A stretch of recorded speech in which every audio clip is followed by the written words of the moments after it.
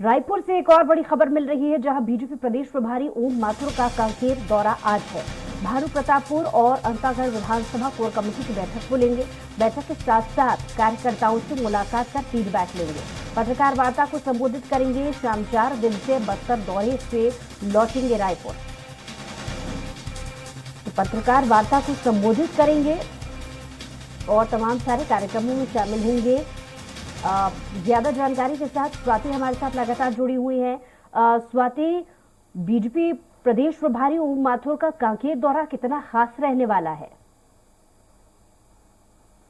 जी देखिए, लगातार अभी पिछले कुछ समय से बीजेपी का जो फोकस है बस्तर में वो बढ़ चुका है। उसी दायरे में ये कार्यक्रम जो है वो चल रहे हैं। कल भी उन्होंने जगदलपुर में बड़ी बैठक ली है और आज कांकेर में बड़ी बैठक लेने जा रहे हैं।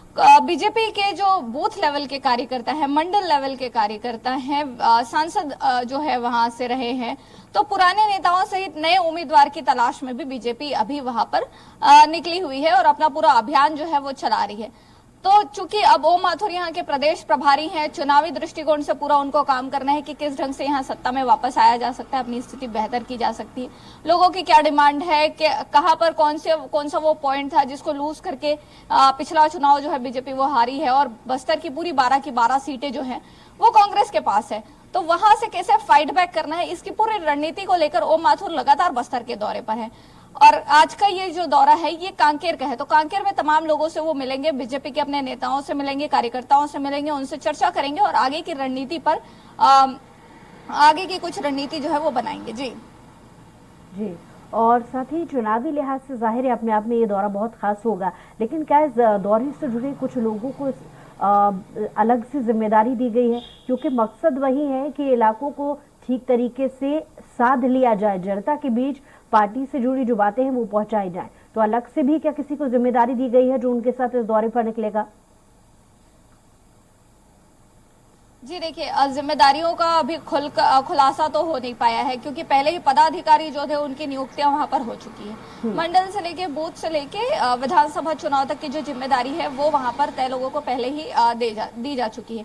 अब जो पूरा दौरा कार्यक्रम जो चल रहा है, तो इस दौरान कैसे लोगों को साधना है, लोगों के बीच की जो समस्याएं हैं उसको लेकर बीजेपी जो है वो ज्यादा कंसंट्रेट कर रहा है। कैसे कांग्रेस के सरकार की विफलताओं को दिखाना है और यहाँ पर उससे भी ज्यादा महत्वपूर्ण विषय ये है कि बीजेपी के इस पूरे प्रचार के दौरान ये देखा जा रहा है कि अपने 15 साल के कार्यकाल की एक बात ठीक है, लेकिन मोदी जी के 9 साल के कार्यकाल को, पीएम के 9 साल के कार्यकाल को, केंद्र के काम को वो यहाँ पर प्रोजेक्ट करके अपनी चीजों को बचाने के लिए, अपनी चीजों को बनाने के लिए लगी हुई है। तो ये एक कुछ अलग और कुछ डिफरेंट पहलू जो है वो निकल कर आ रहा है, क्योंकि 12 की 12 सीटें जो है वो बस्तर की अभी कांग्रेस के पास है।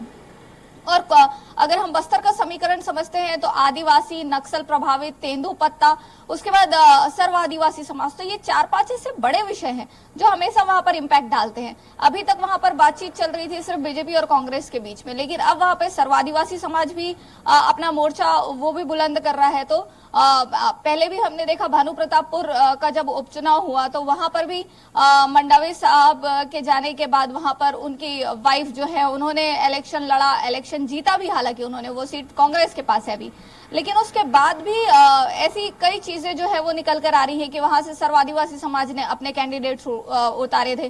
तो कितना कहां तक वोट कटने वाली जो चीजें हैं वो आ रही हैं, कौन सा समीकरण बीजेपी अपना वहां पे बिठाने वाली है, ये अभी देखने वाला विषय होगा। क्योंकि ओम माथुर जो है बीजेपी के प्रभारी हैं, कई दौर का जो बस्तर का कई बार का दौरा जो है वो कर चुके हैं।